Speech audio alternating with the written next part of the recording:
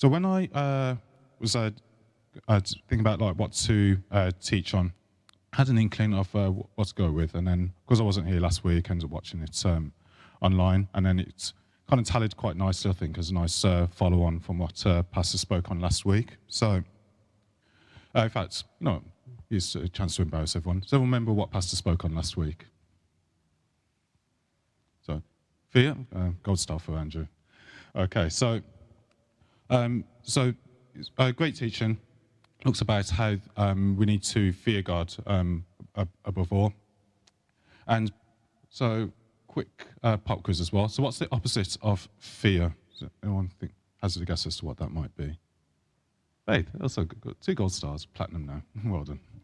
Right, so, but before I get into the overwhelming aspects of faith, I wanted to look at kind of the bridge between that. There's a step between fear and faith I'm going to be looking at.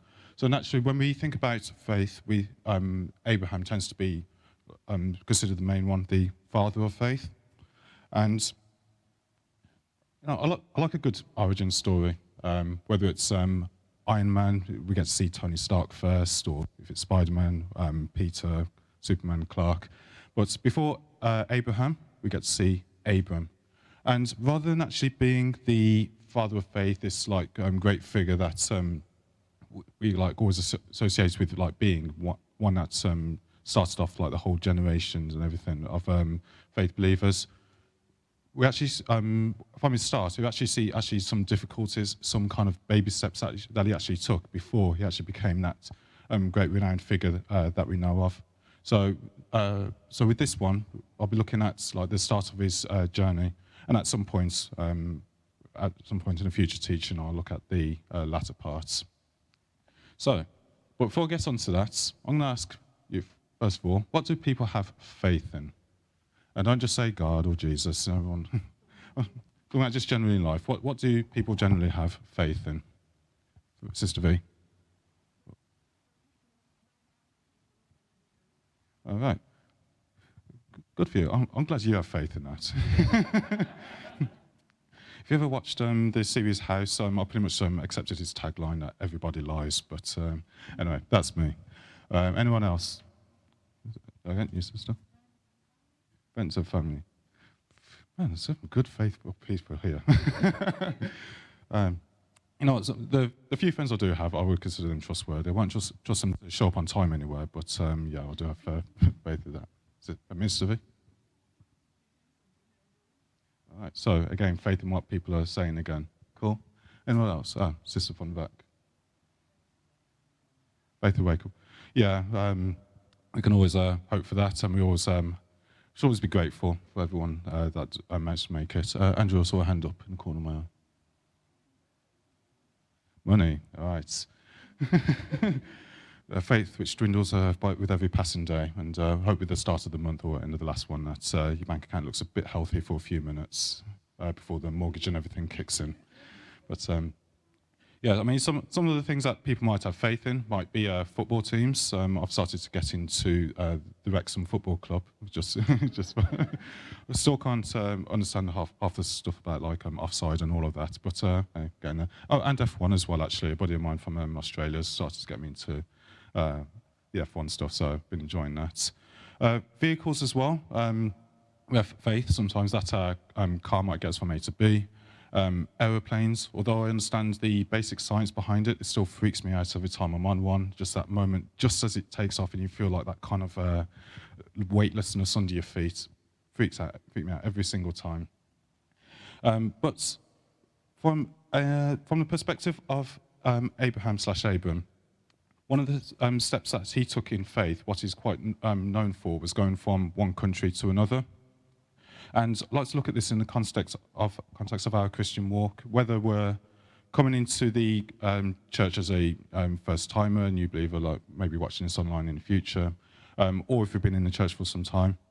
The idea that we still have we're translating from one kind of society, one culture, one world system into another one, the culture of Christ and the church kind of mindsets. But looking at the idea about Abram going from one country to another, another pop quiz. Anyone has a guess as to what this picture is representative of, or the context behind it? Sister Rena? Gold star for you. Yeah, so Windrush, which celebrated 75 years this year. It's time when immigrants across the Caribbean came over on a cruise liner and permanently changed the face of Britain forever. And then in subsequent years and decades, immigrants from across Asia, Africa, and so forth, enriching this country. I myself, I'm a child of two immigrants, both from Jamaica, Ochi, for those of you who know, and I think St. Mary's as well from the other. But the idea about immigration, I've not had the honour of being one, though I know many of us at one time or another might wish that we lived in another country, sunnier than this one, I'd imagine. But the idea about stepping out in faith, taking that bold step into going to another country, that's a step of bravery, I can't imagine. But we're nonetheless grateful for those who have come here, and indeed within this church, church has been enriched, blessed, and been certainly encouraged by those from other nations, other countries, to bolster this work of God right here in Birmingham. Well, our key verse for today is taken from Hebrews 11. So within the kind of a Hall of Famers list listed, and you got within Hebrews 11, there's a number of Bible characters referenced. And when it comes to Abraham, it says, "By faith, Abraham, when he was called out to go into a place which he should after for inheritance, obeyed, and he went out not knowing whether he went." Everyone say, not knowing. By faith, he sojourned in the land of promise, as in a strange country, dwelling in tabernacles, basically tents, with Isaac and Jacob, the heirs with him of the same promise. For he looked for a city which hath foundations, whose builder and maker is God. The idea about stepping out into the unknown is crazy. I mean, at least like with today's immigrants, they know, they've got an idea of which country they're going to go to, hopefully eventually. But when it came to Abraham, he wasn't exactly sure as to what God was effectively leading him into, and so we see like kind of trepidation, kind of hence baby steps in the short term. So looking back to the steps which Abraham took. Okay, so some of the things that we know about Abraham, that he was called a friend of God, referenced in Isaiah and somewhere else in the Old Testament. And we also, you may be familiar with the old Sunday school songs. We don't sing that many Sunday school songs, do we? Father Abraham had many sons had Father Abraham, and then you've got the whole thing. But not going to do that today. Thank you. Right. But yeah, so another pop quiz. So before he was Abraham, he was Abram. Does anyone know what Abram means? This is one of those ones which anyone has a guess? No. So Abram means a father of nations. And if you consider that that he was childless, he and his wife were unable to conceive, and this would have been like kind of a source of embarrassment. If you consider that the population of the earth kind of been that big at that time, so everyone's into everyone's business. So he's a guy called father, but yet he's not a father. Must have been frustrating, but nonetheless, he started to believe in God over time as to what God was going to do within him. So what the first step was that he was going to leave home. So it says here that, "Now the Lord said unto Abram, Get thee out of thy country, and from thy kindred, and from thy father's house, unto a land that I will show thee. And I will make of thee a great nation, and I will bless thee, and make thy name great, and thou shalt be a blessing. And I will bless them that bless thee, I will curse them that curseth thee, and in thee shall all families of the earth be blessed. So Abram departed, as the Lord had spoken unto him, and Lot went with him.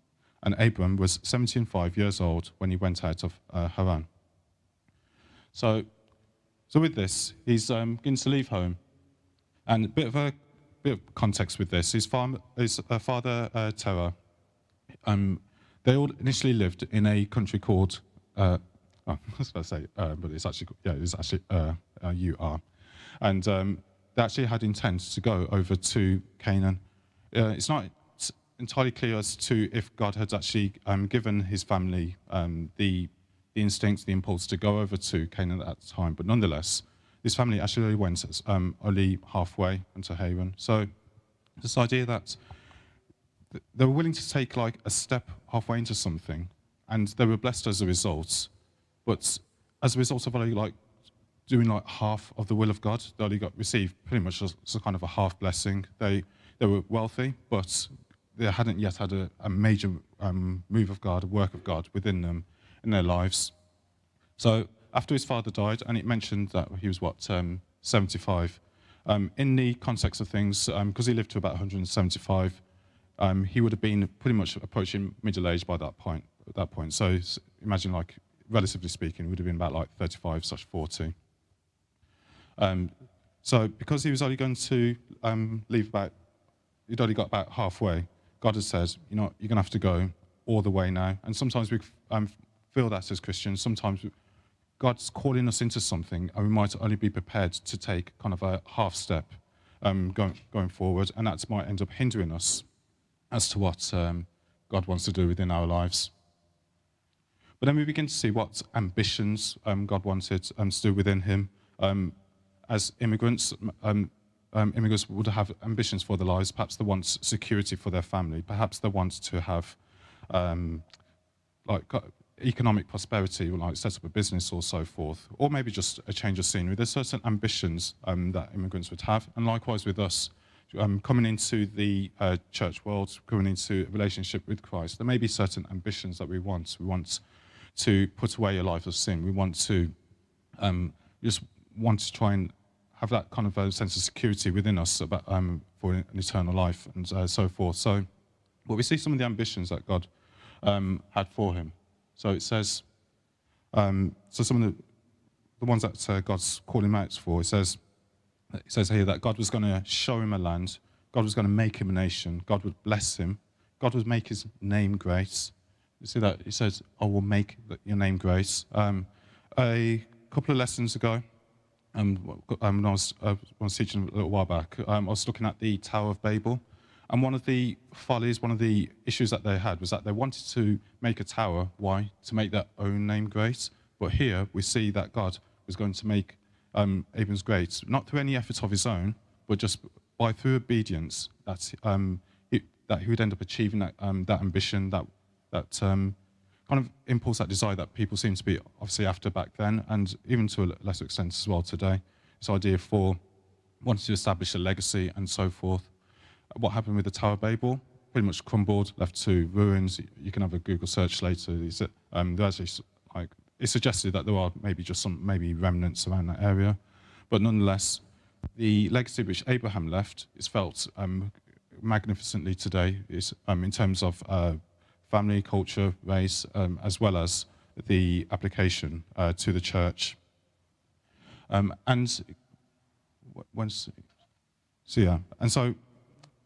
then after the ambition, we get to see some of the interactions with God as a result, or Abraham's responses as a result.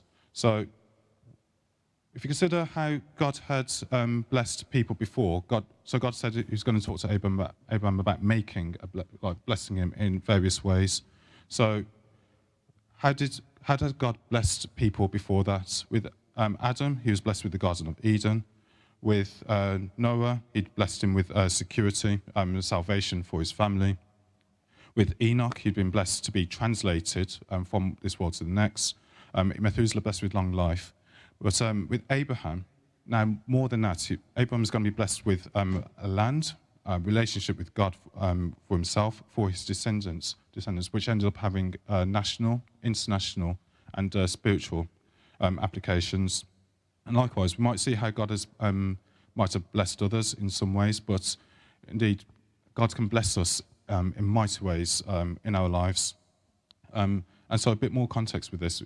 When you look back to how God had moved with people before, the last time we see God actually interacting or moving with mankind was with Noah. There were 10 generations. So Abraham had been the 10th generation after Noah before God actually made a move. And from the kind of culture as we see back then was that people started to move, turn to other gods. Despite the fact that God had saved Noah and his family, they were the only family on earth at that point. But yet, by 10 generations later, they drifted towards making their own gods, their own idols, and so forth.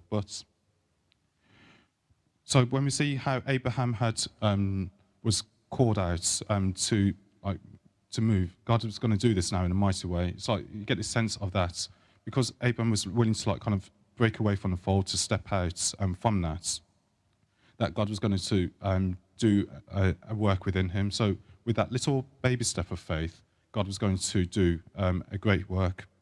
And so as a result of Abram stepping out in faith, God actually spoke to him directly. He says, "And Abram passed through the land unto the place of Shechem, unto the place of Moreh, and the Canaanite was then in the land. And the Lord appeared unto Abraham and said, Unto thy seed will I give this land. And there he builded an altar unto the Lord, who appeared unto him." Right, so with this, Abraham stepped out in faith, and so God begins to speak to him again, begins to remind him of what was going to be, what kind of great work was going to be done within his life. And Abraham's response was to set up an altar, and this could be seen as an altar of praise. The fact that God had spoken to him, that God was beginning to confirm his word, and then there was an element then of praise as a result. So, and he goes on that much more to say that the Lord appeared. So it wasn't just speaking; it actually appeared. And this is the first instance, certainly since Adam, that we actually have what's called a theophany, a temporary manifestation of God. And so, as a result, you can see that Abraham's like getting all excited. I imagine if King Charles was to walk through this door, all attention's going to be taken off me. Yeah, and that's cool. Everyone wants to focus on that. And what would everyone else do as a result? Straight onto Facebook afterwards. Look who I met. Look who I met. Day after at work, you'd be talking about it, and this would be an element of praise. Again, that's cool. We respect it. In fact, I was actually watching. Yesterday, I was watching Welcome to Wrexham as well, and you see Ryan Reynolds and Rob McElhenney. After their success in turning the club around, they actually had an opportunity to meet with the king, and it's funny seeing these Americans like having to learn all the etiquette on how to handshake and how to sit down and how to nod and everything. But despite the fact that they're Americans and obviously found it abhorrent to bow to another person, as an Englishman, I kind of feel the same way anyway. But yeah, there's still this kind of excitement. Despite the fact that they're Americans, there was still this kind of excitement about meeting the king. Likewise with Abram, he had excitement that he'd met the king, that he met God, and as a result, he was setting up a sacrifice of praise. Likewise, when we have our relationship with God, let's never take prayer lightly. There's opportunities, yes, where we need kind of an instant prayer where God needs you to intervene in this section, in this circumstance or so forth, but there should be an element of praise, within all of our prayer times. We still should recognise about who God is. He's personal to us. He's working in our lives and so forth. Let's not forget, he's like the majesty, creator of all. An element of which comes into play a little later on. Gosh, time is getting on. I might have to split this into 3 parts now. Right. Okay, so. Yeah, and so moving on, did I? No, didn't have the next scripture. But yeah, but eventually when Abram moves into the land, eventually he settles down, and we see an element of where that he actually, as an altar of prayer, sacrifice of prayer, God had moved within his life, and he had settled down. God had brought him to somewhere. And interesting enough, the place, Shaun mentioned, it's called Shechem. Some translations pronounce it as Sechem. But nonetheless, when we get to the New Testament, the name of the place is then known as Sychar. And this is quite prominent within the New Testament because it's where Jesus met the woman at the well. He must needs go through Samaria, and he ends up at this place called Sychar, which is Shechem back then. So we have God, initially, in Genesis, God bringing Abram to this place of promise. God had promised this place to him. What was Abram's response? Praise. And this was going to be the beginning of a work that would bring about his descendants, starting off a race, a culture, and eventually going on to the Christian world. And then we'll see it when his place is referenced again now in John chapter 4. Jesus brought himself, and who was he? The promised Messiah. And so he came over to this woman, and what was her response? Praise. Much as how, like, if the king had come through and we were all going to be going out and telling everyone, what was her response? Praise. She was going out, telling everyone.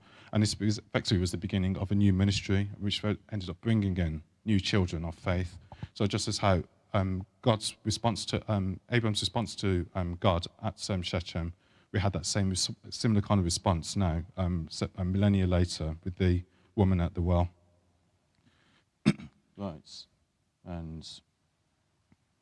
Right, but Abram, there, still not without faults. After he'd settled in Shechem, there was a famine in the land, and it says he went down to Egypt to sojourn there, so just travelling there, for the famine was grievous in the land. Therefore, it shall come to pass when the Egyptians, and he's talking to his wife here, when Egyptians shall see thee, that thou shalt say, this is his wife, and they will kill me, but they will save thee alive. Say, I pray thee, thou art my sister, that it may be well with me for thy sake, and my soul shall live because of thee. All right, so cards on the table. Yes, Abraham married his half-sister. It was okay back then. It was outlawed a little later, so don't take that as an example of looking for a future spouse. We see actually a lack of faith here. God had promised him descendants. God had promised him the land. God had promised him blessings. Blessing on those that bless thee, cursings upon those who curse thee, and so forth. And yet all of a sudden now, he's worried about his immediate circumstance. It's okay to believe God for like kind of a far-off promise, and we can believe God's going to do great things in our lives, years, decades in the line. But when there's like no food on the table, no food in the fridge, if we're struggling with a job or something, where is our faith then? Are we still going to believe God that which he said is going to be working in our lives far off?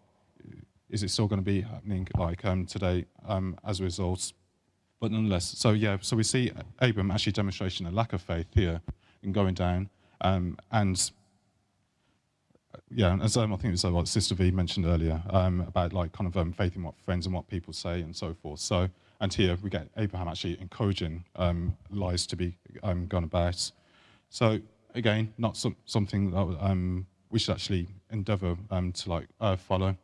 Is that the half-truth that he told here actually ended up effectively becoming a whole lie. He was actually looking to actually deceive those who he's actually going to meet.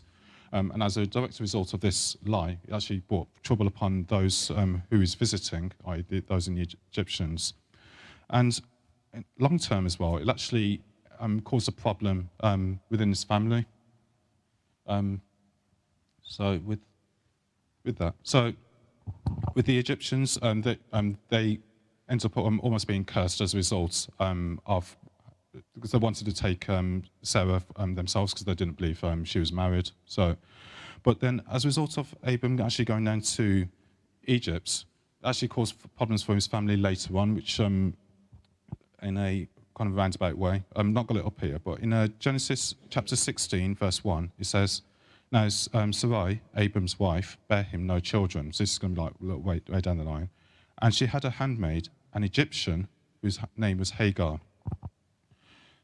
At the end of this short adventure of Abram going down to Egypt, he came back with like extra wealth, extra resources, and so forth. And apparently, it also seems people, i.e., a maid named Hagar. And as a result of this handmaid being in Abram's family, it actually caused friction, constant frustration, and issues later on down the line with the descendants of Hagar.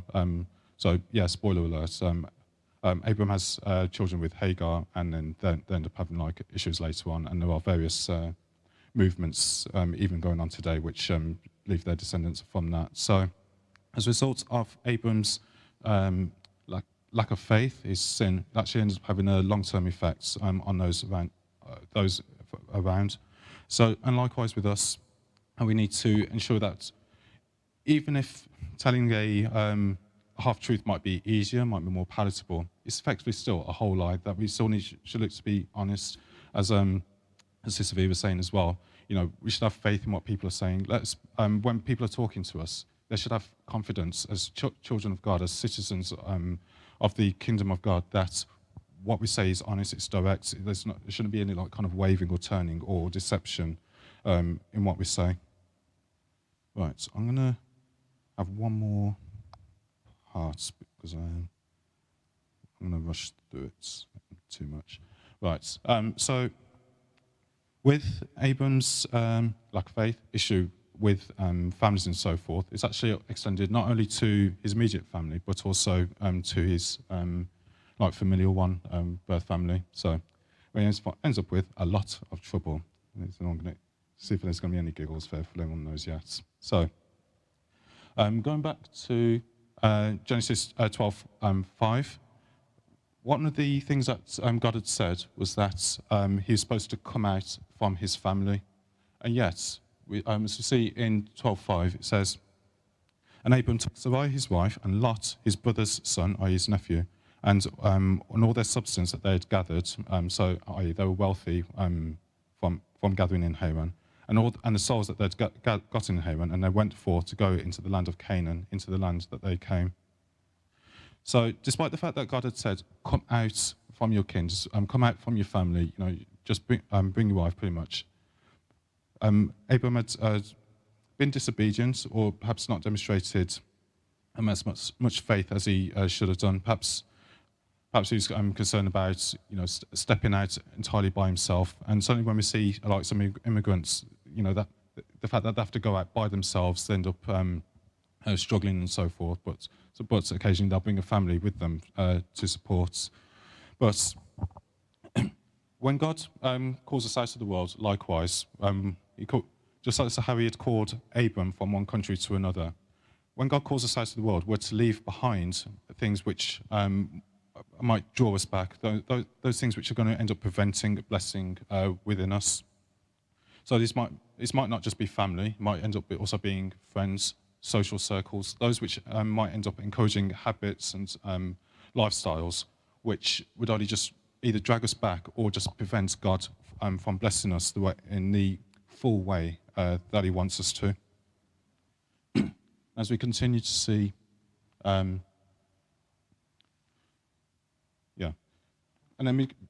then because they're so wealthy, and this is, it seems almost like kind of a first world problem for them. They were so wealthy they had all this stuff, but yet there wasn't enough land for all the livestock and everything and staff that they had. So it says, "And there was strife between the herdmen of Abram's cattle and the herdmen of Lot's cattle. And the Canaanite and the Perizzite dwelled then in the land."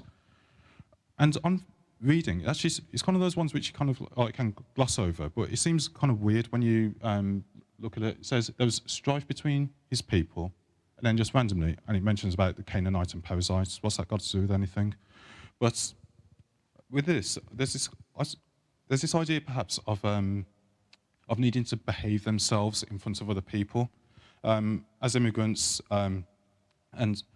immigrants are going to feel it more acutely, but perhaps we all feel it to some degree, in that this idea about code switching. Anyone know what I'm talking about, code switching? So the idea that you're going to behave one way within one circle and another in another way. And this might be like changing the way you speak, heightening or lessening an accent. And we do this at work, perhaps.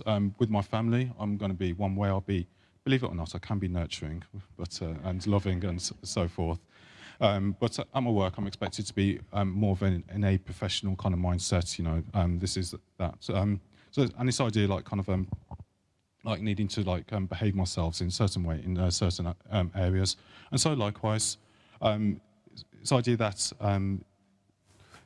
that because Abram and Lot were arguing, there needs to recognise, okay, we follow God. Let's not kind of disrespect his reputation in front of all these idolaters.